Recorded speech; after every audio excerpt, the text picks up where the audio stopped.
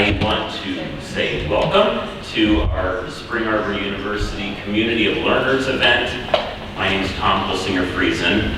I chair of the CPLA committee, which stands for the Christian Perspectives in the Liberal Arts, especially the core program and the general education, and keep our focus on our Spring Arbor mission statement. You might have heard it before. Anyone heard about the concept? You might, yeah. Just wait till you're seniors, then you'll, yeah. But seriously, so that first plank about we are a community of learners. And when I think about the history of Spring Arbor, going back, way back to 1873, the concept doesn't go back that far, but what makes a university, as I imagine you would probably agree, the buildings are wonderful, but it's the people, it's you all, it's the staff and faculty that provide that continuity. And I'm excited to be a part of it. I'm excited to introduce, has absolutely contributed so much of his life to the life of university students here at Spring Arbor, to you all. And I'm not a super clever person, so I didn't purposely try this, but I thought, you know, these alliterations, like 3 C's, come to mind when I think about Dr. Metz. So first off, I would say creativity. So Dr. Metz is a professor in the communications department, as well as I believe the graduate director of the Masters in Strategic Communication and Leadership. And both of those undergrad and graduate programs have been noted as some of the most innovative in the country. And, you know, I've been here 15 years, and so obviously the role of digital media and so forth has been increasing, but Dr. Metz has helped guide these programs to stay up with the latest. And I gotta say, you know, if you are taking courses in communication, you'll note that. So creativity, innovation, whether it's e-portfolios or particular online education or bringing technology to the classroom, Dr. Metz is really, really gifted and shares that with us. So that's the first C. I think the second one I would note would be conviction.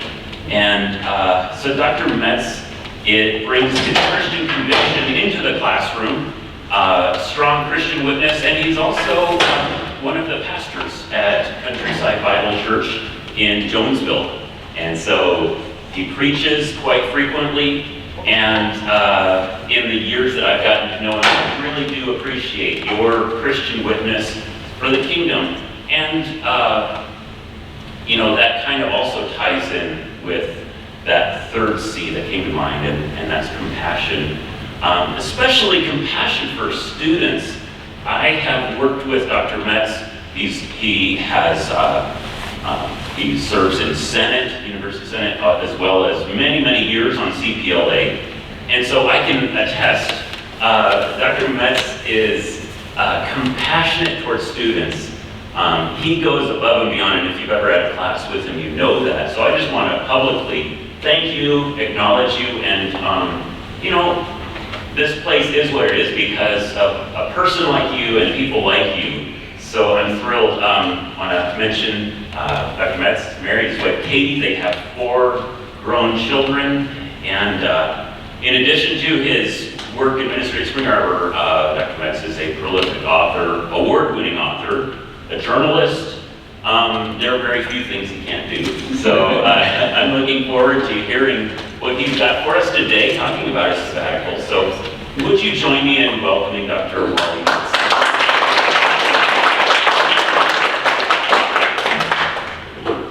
Thank you, very kind. I hope that number's true.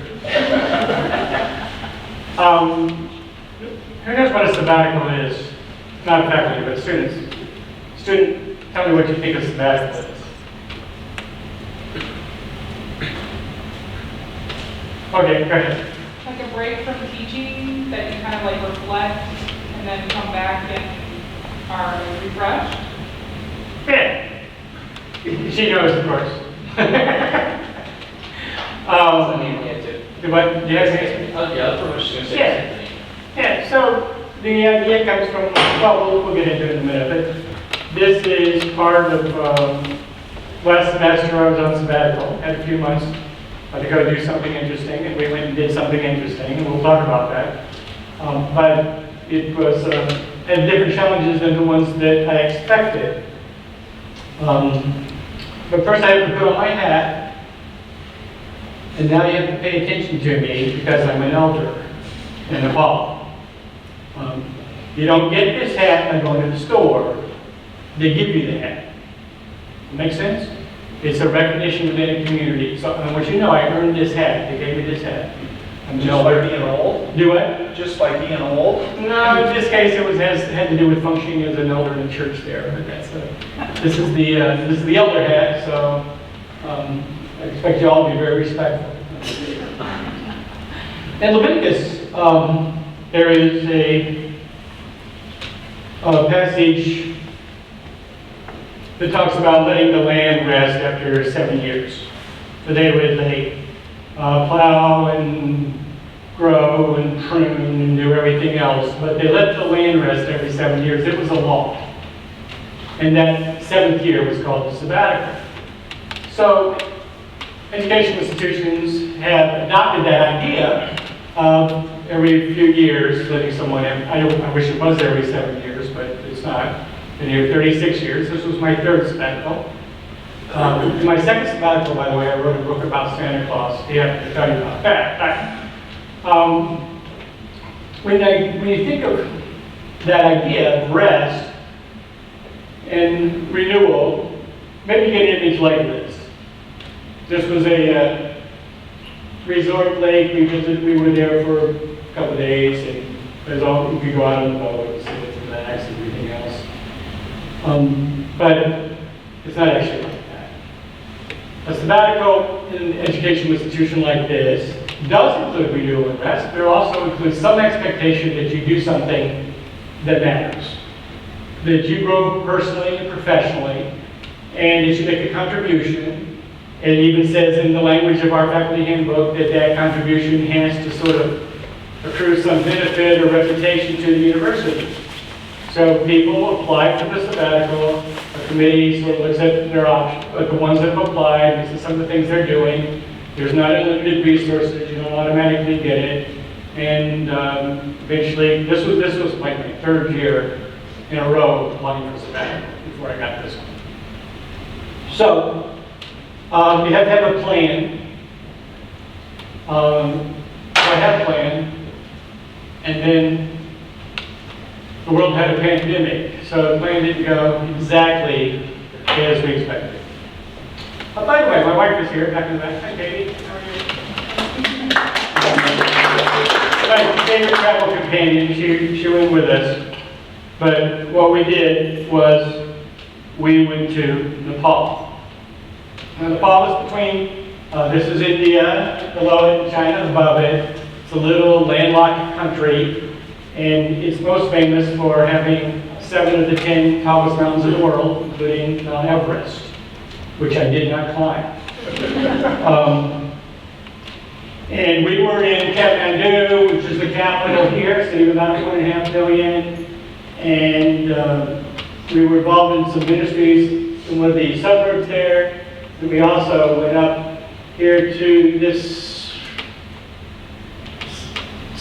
triangle right up here, which is in Aparna, one of the conservation districts, and we did go up into the mountains for a weekend. So there's some pictures in the back, and we'll look at that, and think about that, and think about when my computer goes out every 10 seconds. A little hurry us along, won't it? Keep going. So we were in Kathmandu for 5 months. Now, Kathmandu, the only thing I ever knew about Kathmandu as a kid growing up was it was a throwaway line in an Indiana Jones movie.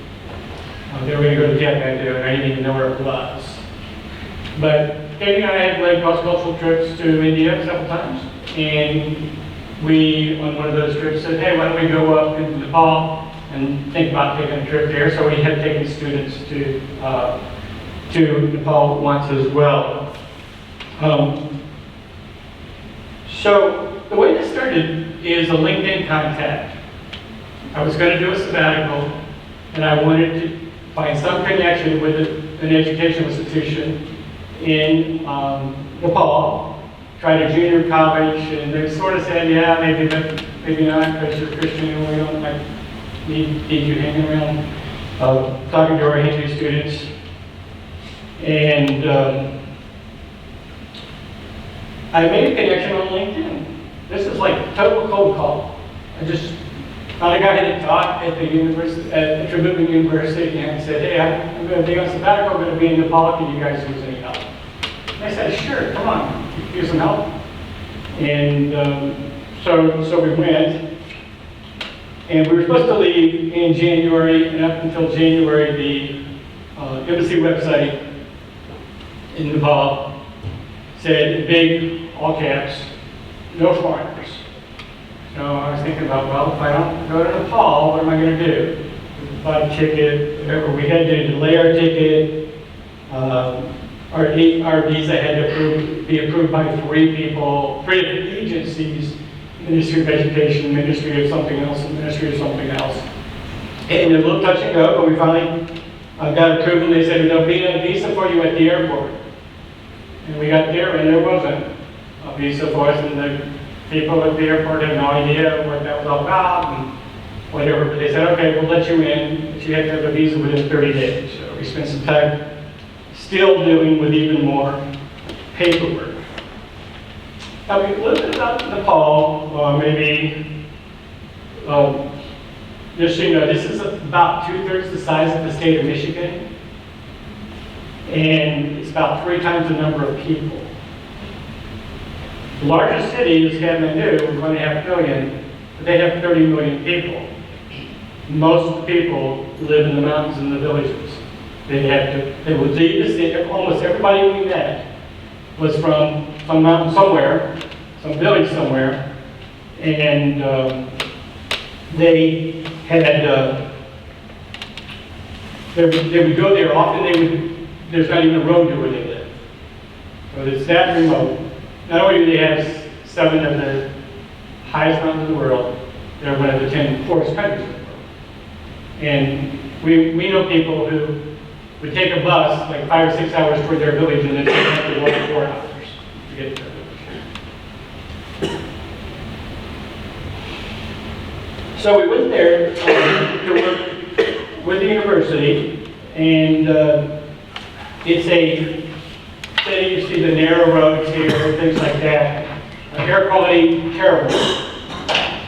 The air quality index for about a month was sometimes, so there were days in which we had the worst air of any city in the world.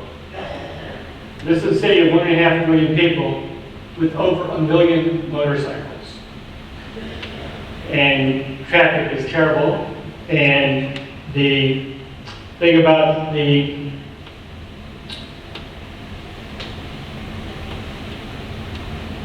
air quality was that we're dealing with air quality alerts almost all the time, at least before the season change. And there are other challenges. Oh, by the way, the motorcycles, the reason there's a million motorcycles is because the tariff on an automobile is over 100%. So if you want to buy a $30,000 car, the tax on it is another $30,000. 10 poorest countries in the world, a lot of people can't afford it. So we'd see like 5 people riding around on a motorcycle, because that was their family gift.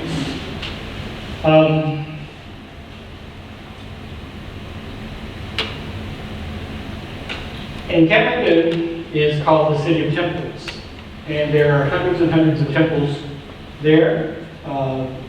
It's a city, its religion is Hindu, mostly Hindu, but Buddha was born there. So the Hindus just treat Buddha as another one of their gods. They have hundreds of gods, so Buddha is just another one. The Buddhists adopt a lot of Hindu practices. There's a synergy between Buddhism and Hinduism that is very, very interesting and unusual. And both of them, however, share strong ideas of karma and dharma.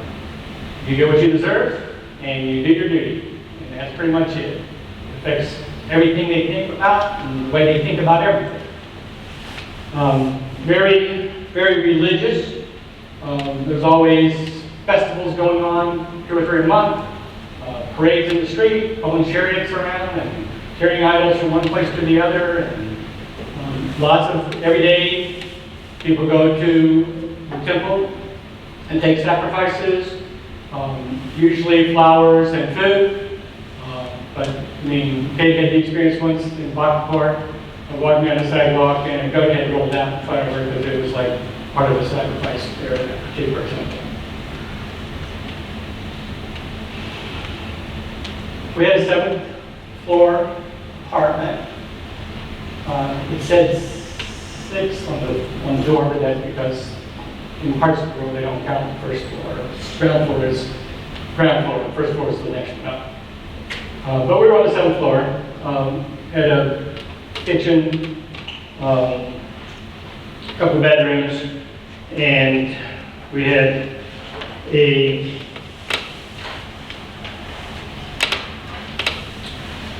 friend on the faculty who found this apartment for us, and he actually found it while we were in the air on the way there. So we didn't, when we got on the plane, we didn't know where we were going to stay when we got to Kathmandu. They found the apartment while we were on the way, and fortunately the 7th floor is a little better air up there than it was been on the ground. And an interesting views of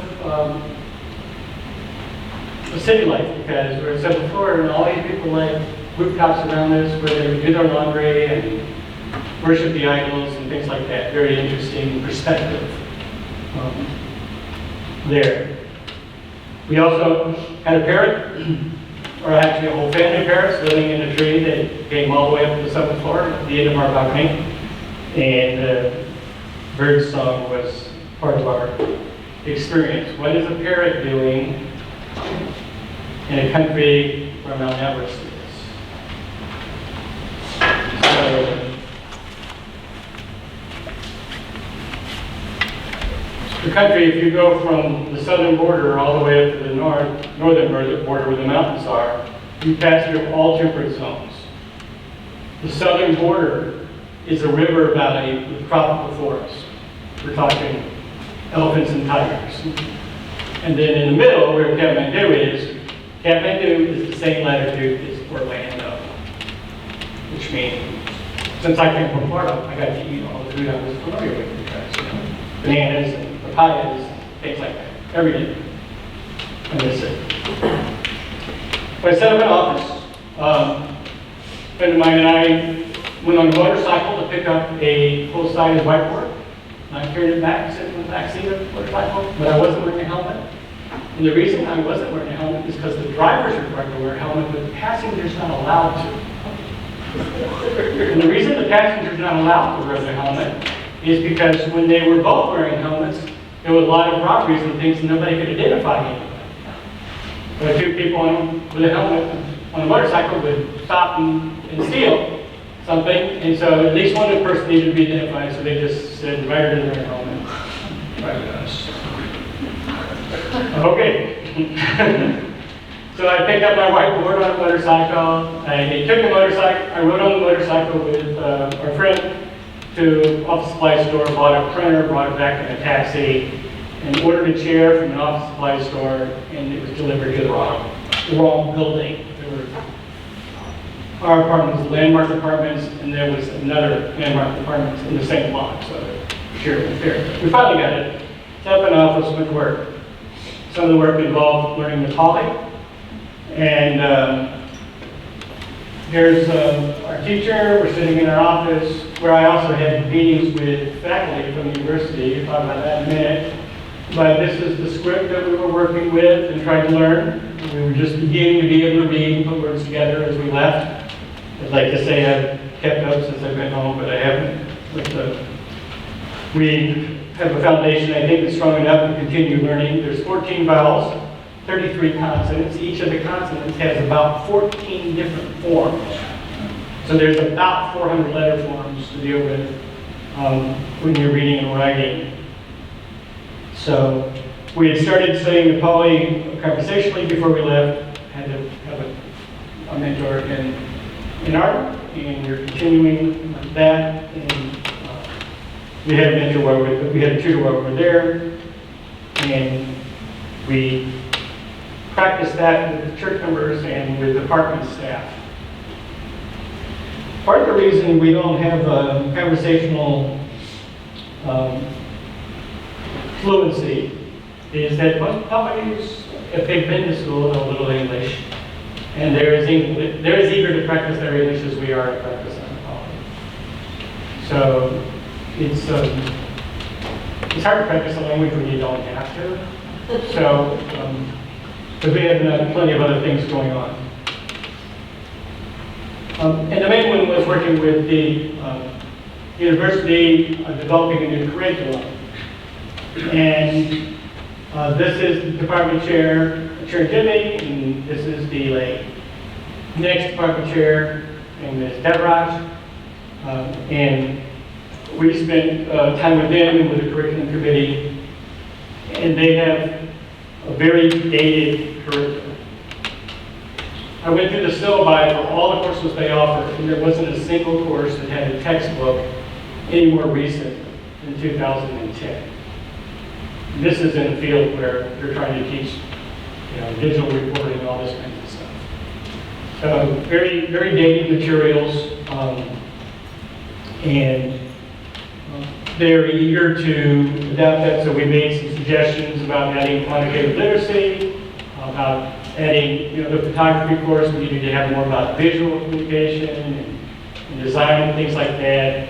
So we went through the curriculum, made some suggestions, and developed a new course outline. And right now I'm still writing course descriptions and for these courses. They have a new building that'll be supposedly ready in the spring. They're very excited about that.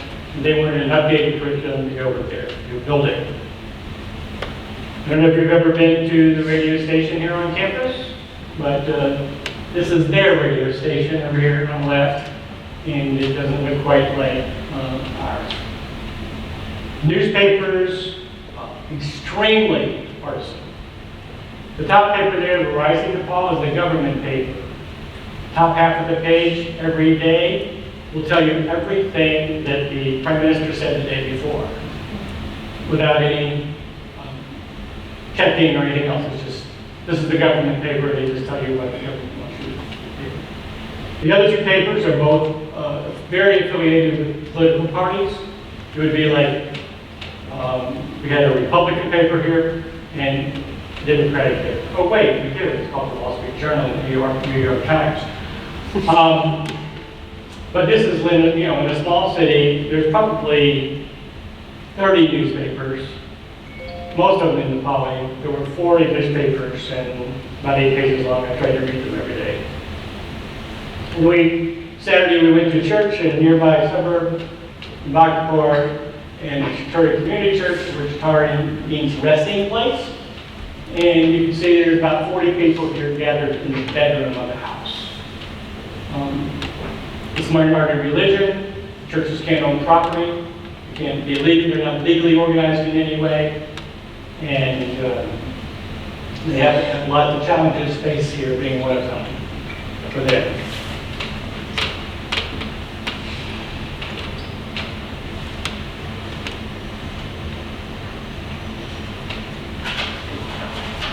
But we did the things you should be doing in church. So we had, there's a prayer meeting at our house, which you can't see because the screen's darkened it out.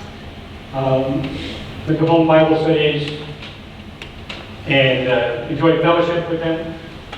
This is a barbecue on a rooftop in Bakapur, and it's on the same day as a major Hindu festival. If your congregation has grown up Hindu and you need them to be become Christians, it's dangerous for them to go hang out and do the Hindu things on the Hindu days. So they often have alternative celebrations on those days. And this day we had a barbecue. It was great hanging out with them, doing that. We also hosted a family retreat. Our church here in Michigan paid for everybody in their congregation to go to a resort in the nearby mountains and spend the weekend talking about marriage, which is not an area where they've had a lot of teaching, and where in fact we did a vow renewal because there was only one couple in the entire church who had made Christian vows at their wedding. They'd all been married as Hindus, and whatever, so they had a chance to do Christian vows at that retreat. And that was just a great time with them. And then we spent a lot of time with Richard and Belina, the pastor and his wife. And this is at their New Year's festival, which is in May, I think. And that's their typical kind of dishes we would have, beans and rice, and then other interesting spicy things around it. This is Richard and Belina and their daughter Samaka. And we met them on our first trip to Nepal, and we've become good friends with them. I want to go back here a little bit about the church. I think I needed to stay here. Very complex situation. See this congregation of 40 people? There's 3 different languages there. Some of them speak Nepali, some of them speak Newar, some of them speak Tamil. Tribal languages. They do the service in Nepali, everybody understands it, but not everybody reads it. They put the worship courses up, and people actually are responding to the image on the slide and not to the words on the slide because they can't read the words on the slide. But very, very fervent worship and prayer. So anyway, the 3 languages, those are also represent different castes. Often the caste structure there is related to tribal things. And the minority status of Christians, Bhakti itself is in Newar, so sort of a relatively mid to high class or caste, but generally speaking, most Newars think that Christianity is for poor people. And part of the vision here is to plant a church in this community where middle class and other Nepalis would feel like it's okay to kind of and to be part of that. Anyway, as we spent time with Richard and Belina, one of the things we did was we took them on the trip with us to the mountain. They would never be able to really afford to do that. We rented a Jeep and went to the mountains for a weekend. They lost a baby 2 years ago. And Richard said that on this trip was the first time he'd seen his wife laugh in 2 years. I think it was very refreshing and restoring for them. And of course, it was magnificent. A beautiful place. We're supposed to be on this trip up in the mountains for 4 days, and we had to come back after 3 days because the government decided, like, in 24 hours, we were going to close the city and shut it down. So then we went into a lockdown where essentially everything was closed, except for vegetable markets and some places where you could buy some grocery stores, which are not like our concept of a grocery store, but that's the time again. So here's all these people. Suddenly, most of them daily wage workers, we don't have a job. Very, very difficult time for the poor people there, which is most of them. My faculty that I was working with, they would be high caste, Brahmin, things like that. The people that we were going to church with, very low on the sort of social structure, and really difficult. So this is one place where I would be glad for social media because we were able to raise $6,000 on food to distribute to families within the circle of a couple of different churches that we were connected to. And if you're part of that, thank you. So lessons learned. Here's some things I'd like to sort of say came out of this, at least in terms of how it's shaping my thinking about the world. And the first, as I just mentioned, was social media, the value of it in some context.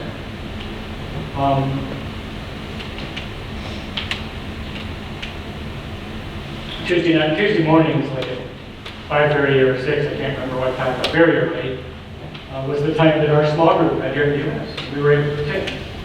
And it was really nice to be able to attend an English-speaking small group. And everybody around you is speaking Hindu, speaking Nepali or some other tribal language. There was a church, a larger church there, that when we went into lockdown. Their church was meeting online, so we would listen and not understand anything. And then there was another larger church that had on Sundays a English-only service, so it was great to hear some Nepalese talk in English about their experience of faith. Blogging, quite frankly, blogging was part of how we got through some of this. At least how I got through some of it, just thinking through stuff, trying to understand it, trying to express it, trying to put it into words.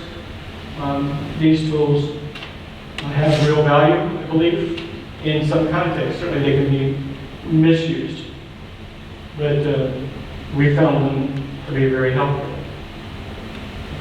Transitions take time.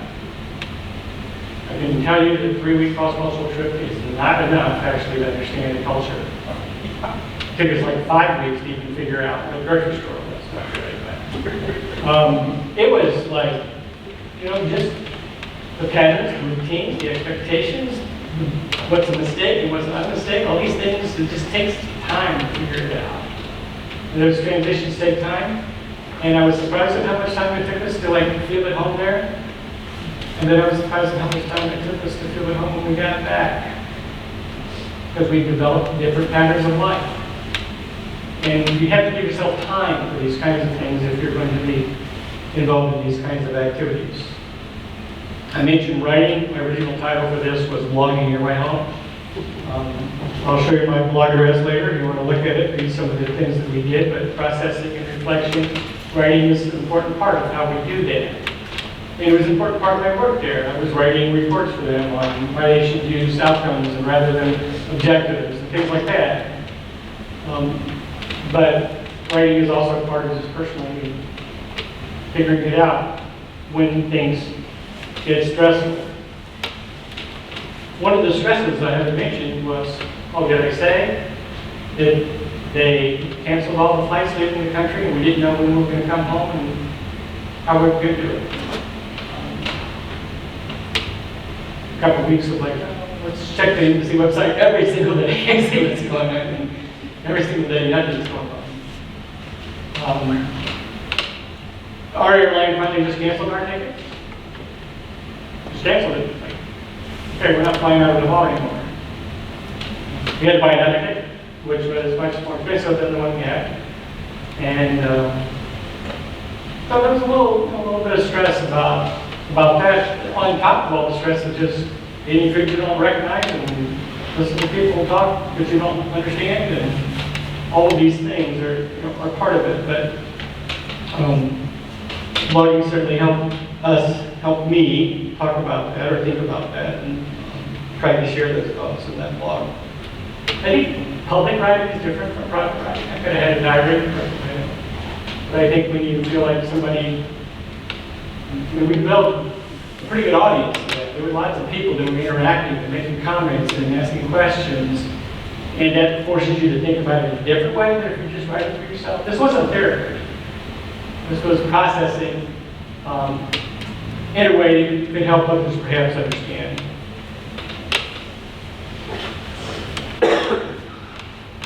And I'll do renewal next.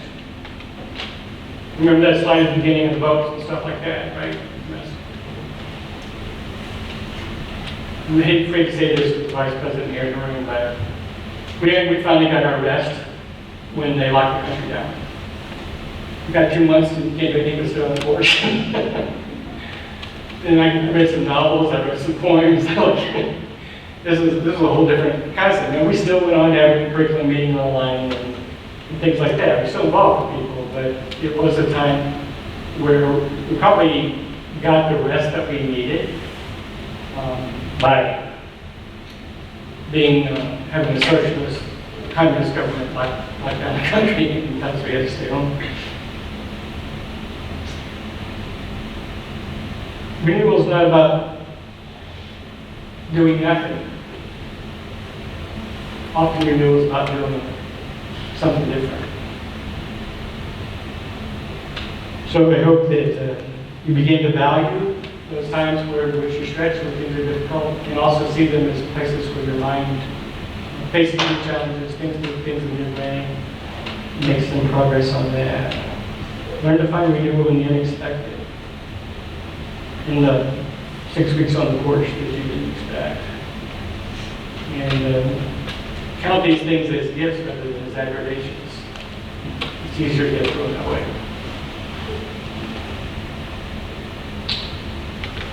About home. I wrote in one of my blog posts, I said that travel has made me less at home anywhere and more at home everywhere. People always like to ask, you kiss the ground when you get back? And, aren't you glad to be back? And I would say, yeah, but I was glad to be there. I had to be there. I had to be present to the people there. I had to be attentive to things going on because I didn't understand them. I was trying to, and it required attention. But I was there, and I loved the people I was with. In a place where you can rest, in a place where you can hear people, well, that's home. It's not where you come from. It's where you are, where you experience the grace of God, the peace of God, and the love of others, and the joy and the contentment of being satisfied with what the Lord's given you. And some days He gave us challenges. I didn't, by the way, go and study with this guy. I'm not even going to go and study with these people, but I didn't have much time to do that. The thing about home for me is captured by this verse in Jeremiah. Seek the welfare of the city to which you call. For that time, for those 5 months, that's what we were called. And I wanted to help. I wanted to make a contribution to the kingdom and to the university and other places by just saying, I'm here, I'm available, how can I help? And I think seeking the welfare of the place that you're called is an essential issue for us to understand even what home means. Right now, as a student, this is home. Seek the welfare of this place. Contribute to the community. Be committed there. The next place the Lord takes you will do that too. Seek the welfare of that place. But we are called sometimes unexpectedly. The people to which Jeremiah is speaking were there because they wanted to be there. They were in exile. And he said, seek the welfare of that place. You know what? Quite frankly, we're all in exile. We are sojourners. We are citizens of heaven. We need to see the impermanence of the things around us and then engage and be present in the things that we have the opportunity to be present and engaged with. I would say that was the biggest takeaway for me. From this time, I think Kate would say the same thing. We have talked quite a bit about this experience, and we would like to continue to seek the welfare of this country. We would like to go back. We would like to build on those connections. We would like to find ways to, like I said, I've done a couple of lectures with their graduate students since I've been home on Zoom. Continuing to work with their group. I can go back. And I can go back to Starry Community Church, where all kids call me Haji.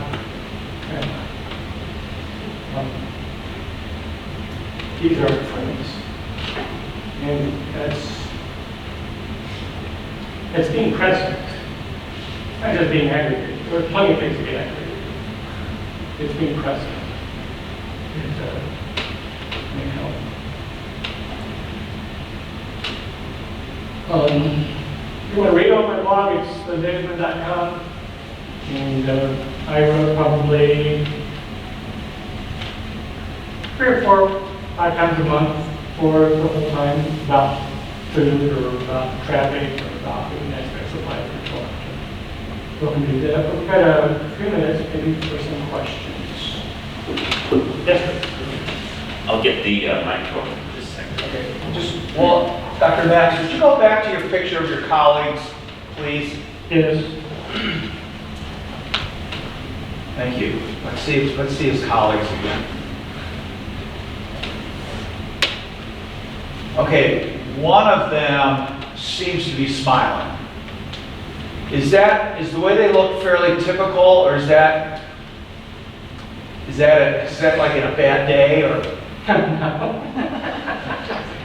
Lots of peace over there.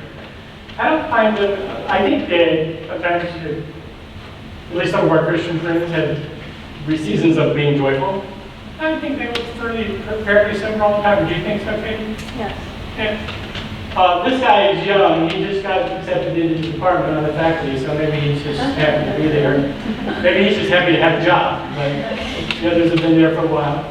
Sharon Jimmy, by the way, my boss there, there's a mandatory retirement at age 60. He can't teach past 60, and he's almost there. So Devraj on the left is sort of the up-and-coming guy. He's the one I'm working primarily with on the curriculum because he's going to be the new chair. I noticed when I was in the former Soviet area that like I'd be out running or something like that, I'd greet somebody or smile at them, and they just kind of look at me like I was crazy. Like, why are you paying attention to me? Why are you smiling at me? Is that typical? Well, so these guys could be an American rock band, right?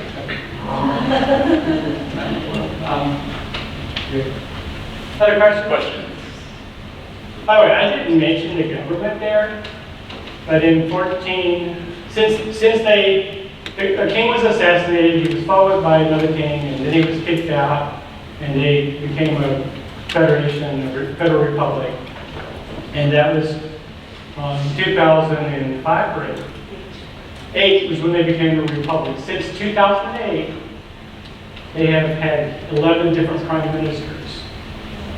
And when we got there, the prime minister had suspended parliament, and the Supreme Court said he couldn't do that.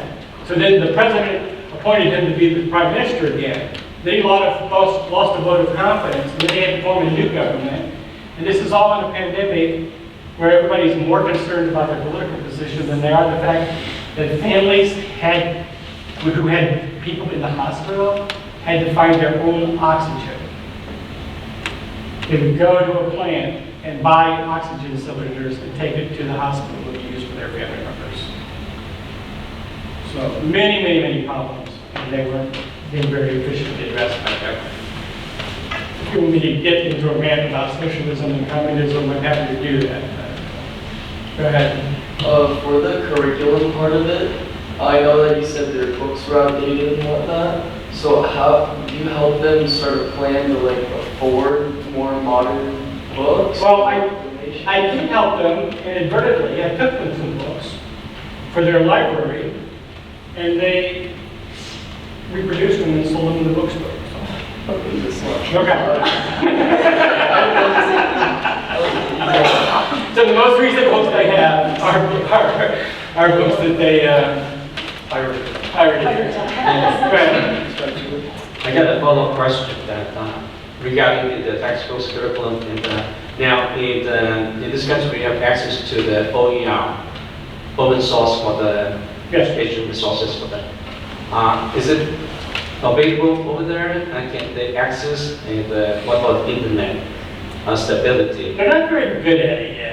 They're a lot better at, I mean, they can hack an ebook pretty easily. Things like that. They got some mad programming skills. But the whole idea of that sort of educational exchange hasn't flourished very much. And they do also, when I taught a graduate seminar on real research, and they're real concerned if they really don't have access to current like articles and things like that. And I looked into what it would cost for them to have access to, say, the same kind of resources you have here, and their university would never be able to afford that, to have access to those databases and things. I think there's some ways around that. That's one of the things I'm kind of thinking about is how to maybe talk some group into giving them access to this body of literature for this price instead of that price from some some of where this may go. Yes, ma'am. I noticed that all of the people, oh, sorry, stop your talk. I noticed that all of these are men here. What's the place of women in education or in Nepali society? And did your Christian church, was that a counterculture or did those gender dynamics change? Women are treated with a lot more respect in Christian churches, generally I would say than they are in culture. I wouldn't say that every progressive Christian in the U.S. would be happy with the way they're treated there, but they're making progress. The dean of the college that I was at is a woman. A lot of women in education, higher education, but again, these are mamas, these are like high caste, they get the education, they get whatever jobs they want. And part of that's a philosophical commitment. It's that it is a Maoist government, and they think everybody should be equal, except for the people who aren't in their caste, right? So you can, for example, join the army and have a regular income, but you would never get promoted if you weren't higher caste. It's just not going to happen. But caste issues and gender issues are really important there, but they would sort of say on paper that they have more equality than we do. And that's an ideological commitment from their communist perspective, but it's not. In real life, they've had a caste system for thousands of years. That's still the way they do it. It's still the way they think about it. We have a Nepali friend here. She looked at a picture of some people in our church, and she could tell us what caste they were in by looking at the picture. Facial structure, skin tone, very subtle things. And she says, oh, those are tamals, goat herders, farmers, hillbillies. You know what I'm saying? This is very, very embedded in the culture. So it's part of what the church has to work through. It's part of what actually the country has to work through. Anybody else? Are we done? I don't know what time this is over. Yeah, we've got a couple minutes if anybody has a last minute question. This is probably maybe not this one, but the use of like the culture of Christianity for poor people. Does that come from missionaries or what? Well, that's sort of a general perspective. I mean, it comes from the fact that missionaries go and they find people they can give stuff to, and those people become Christian, quote Christians, so they can get stuff, and then that's it. But if you're middle class, you don't need the stuff. There's no interest per se. There's no Right. hook. And I'm not saying there aren't middle and upper caste Christians in college and things. But that culture of Yeah, but the culture tends to be focused on people at the lower edges of outcast and tamales. So Dr. Metz, maybe following up on that, given what you talked about, the karma and dharma, do Nepali people feel that there's a possibility of upward mobility like we would get, ideally in America, or is the caste system still so entrenched that folks just kind of are resigned to stay within their... The caste system persists primarily because this is your life, this is your place that you earned from some other life that you had, and so deal with it. So there's a real fatalism, and in that fatalism, I think there is, to some degree, a willingness to ignore the suffering of others because they deserve it. That's their crime. So compassion isn't something they're capable of, but it's just like culturally it's about duty. If you want to get to the next life in a better shape, then just do the duty of whatever it is you're doing now. So if your caste is the one that prepares people for cremation, You do a good job at that. Next time around, you'll do better. Just do your duty is very, very central to their thinking about things. And so, gospel changes your duty. The gospel changes your faith. And so that's a hard concept sometimes, but that's just kind of embedded in all your rituals and practices and things like that. Festivals, those things are all reinforcing those ideas. You have that for a long time. All right.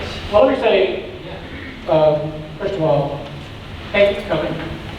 And second of all, thank you for paying attention. It's been an easy group to talk to.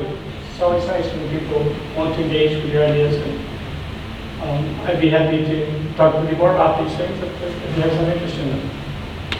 And if some of the faculty wanted to talk more about the curriculum side of stuff, I can do that. But I felt like this was for students. Thank you, Dr. Metz. Would you join me in thanking?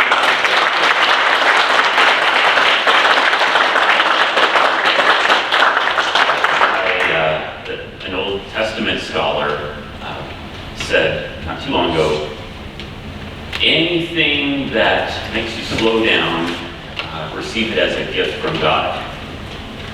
That sticks with me. I do think there's truth in that. Wherever you are, you may not be on sabbatical, you may be doing your schoolwork, but those things that inevitably come up, slow us down, were unexpected. Where is God at work in that? And can we be open to learning? So I'm grateful to you so much, Dr. Metz, for sharing with us. And he also has a book of photography that he took, and Nepali language there. I do want to say our next Community Learners event will tie in very nicely to this one. On December the 3rd, we're going to have a panel discussion with faculty, students on cross-cultural studies. So I hope that you can join us and learn about the amazing opportunities that you'll have here at Spring Arbor University to study cross-culturally. And so once again, that's December the 3rd at 10:05 a.m. right here. So thank you so much. Have a great rest of your day.